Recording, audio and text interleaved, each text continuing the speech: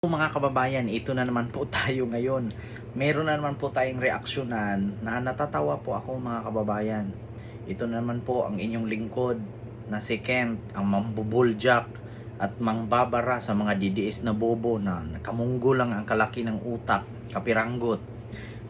Sabi ng kampo or ng mga supporter ni Kibuloy na si Kibuloy daw ay biktima ni BBM. Nabudol daw sila. Si Kibuloy daw pinakulong ni BBM kasi daw alam nyo kung bakit. Malaki daw kasi ang tawag dito bayad na tanggap ni BBM mula sa Amerika. Kinainggitan daw si Kibuloy sa Amerika kaya ito'y pinapaaresto at wanted sa FBI. Ngayon nagbigay daw ng reward ang Amerika na $200 million. Sinuko daw ito ni BBM at biktima daw si Kibuloy ni BBM.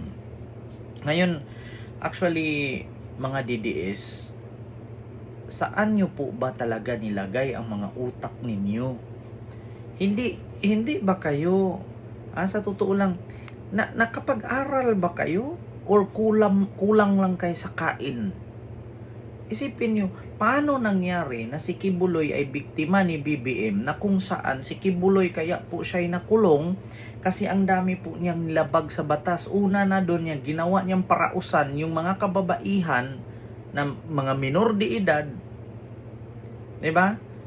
At dinadaan-daan niya sa Bible na kung saan Bible lang din naman niya, ang sarili niyang Bible lang ginawa niya. Bakit? Biruin mo na kapag ang mga minor de edad na miyembro ng kanyang kulto or KOGC, kapag hindi magpapakantot sa kanya, hindi daw mapunta sa langit. Ano sabi ni Kibuloy? Kapag ikaw hindi nagpakantot sa akin, hindi ka mapunta sa langit. Di ngayon, yung mga minor de edad na mangmang, wala pang kamuang-muang sa mundo, nagpapakantot. Bakit? Kasi si Kibuloy, si Kibuloy ay isang appointed son of God. Kapag hindi ikaw nagpakantot sa akin, hindi ka mapunta sa langit. Diba? Tapos ngayon, syempre, yung mga kabataan nagrereklamo. Party ba ng simbahan ni Kibuloy ang kakantutin sila para mapunta sila sa langit? Di ngayon nagreklamo yung mga kabataan, nag-file ng kaso ang mga magulang. Ngayon nung nag-file ng kaso, ilang taong nakalipas, parang walang kwenta ang final na kaso kasi nga sa Davao, malakas si Kibuloy. Biruin mo ba naman? Bibigyan mo lang ng patik na relo si Digong, release na lahat ng kaso ni Kibuloy. Di ba? Kaya ngayon, meron nga tayong kasabihan na hindi paragi ang dagat high tide, naglo-low tide rin. Nung nag-low tide, si Kibuloy na appointed son of God, na kapag hindi kayo sumuko sa akin, hindi kayo mapunta sa langit. Kaya si Kibuloy mapunta sa impyerno. Ending, napunta sa kulungan. Tapos ngayon, sabi ng kampo ng mga supporter ni Kibuloy ng mga tanga-tangang kulto, biktima daw ni BBM si Kibuloy. Paano nangyari yun na nabiktima ni BBM si Kibuloy? Si Kibuloy nga yung napakaraming nabiktimang mga minor de edad na kababaihan. Biruin mo, naalala nyo yung kwento ni alias Amanda? Kada gabi, pinapaligo siya at inutusan siya nung utusan ni Kibuloy na mag-shampoo siya sa paboritong shampoo ni Kibuloy at mag-lotion siya sa paboritong lotion ni Kibuloy. Pagkatapos pumunta siya sa kwarto ni Kibuloy. Anong gagawin niya dun sa kwarto ni Kibuloy? Ang nangyari, nakantot ni Kibuloy. Tapos ngayon sasabihin ilan na mga witnesses na nagpakita at lumantad sa Senado at nagbitaw ng salaysay na sila ay nabiktima ni Kibuloy. Una, yung Russian or Ukrainian ba yun, na kapag hindi pumayag sa kahilingan ni Kibuloy, hindi daw mapunta sa langit. Meron pa yung nasa Amerika. Grabe ang ginawa ni Kibuloy. Pati yung mga nasa Davao. Ganon din, pare-pareho sila ng mga pangyayari na, naranasan sa kamay ni Kibuloy. 'Di ba? Tapos sasabihin ngayon, si Kibuloy biktima ni BBM. My God. Samantalang si Kibuloy ang napakaraming biktima. Bukod sa panggagahasa ng minor de edad, meron pa siyang tinutorture. Una, ganito ang nangyari. Ang style kasi ni Kibuloy noon, meron siyang mga kaanib o kumbaga yung mga miyembro ng KOGC, uutusan niya magbenta ng utap. Bukod sa magbenta ng utap, merong iba naman magdadrama na ang sabi, maghingi ng tulong, magbenta ng ballpen, tapos sabihin, bili na po kayo sir, ganito na po kayo sir, para sa pang-aral ko lang po to sir, madam. Pag hindi ka daw kumuta, no, sa isang araw, kung hindi ka mabugbog o kung babae ka, bugbugin ka. Hindi ka pakainin, hindi ka pauwiin pag hindi ka kumuta. Pag lalaki ka, pag hindi ka kumuta, bukod sa bugbog, Bartolina, lagyan ng sili ang ari. Yun ang totoo.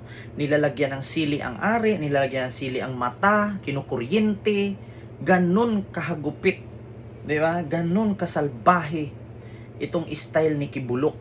Walang pinagkaiba sa extrajudicial killings ni Digong. Di ba?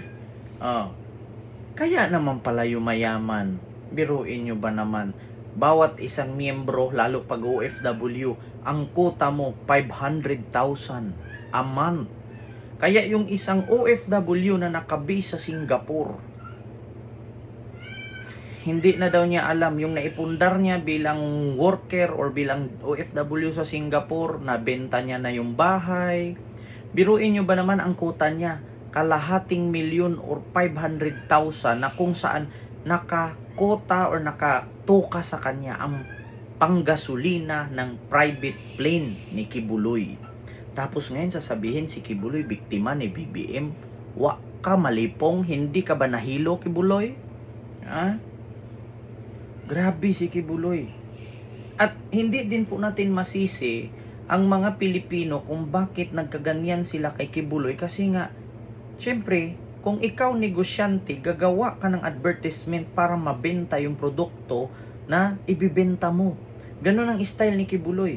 Gagawa siya ng mga kasulatan o mga kasabihan na may related daw sa Panginoon, na kapag hindi ka magbigay, hindi ka mapunta sa langit, kaya siya daw ang appointed son of God. Diyos mio Marimar. Grabe ang mga nabiktima ni Kibuloy. Tapos sasabihin na biktima daw siya ni BBM. Pinagkakitaan daw siya ni BBM, bininta daw ni BBM ang ulo ni Kibuloy sa Amerika, kaya daw pinakulong. Ngayon nung nakulong si Kibuloy, may Amerika bang pumunta? May Amerika bang kumuha kay Kibuloy? Wala. So ibig sabihin, fake news si Kibuloy. Piruin mo ba naman 200 million daw ang ulo ni Kibuloy? Ano ka Kibuloy? Gold? Diyos ko. Ito, sa totoo lang, taga Mindanao po ako. Matagal na po ang Mindanao, pabalik-balik ako, Mindanao, ibang bansa, Manila.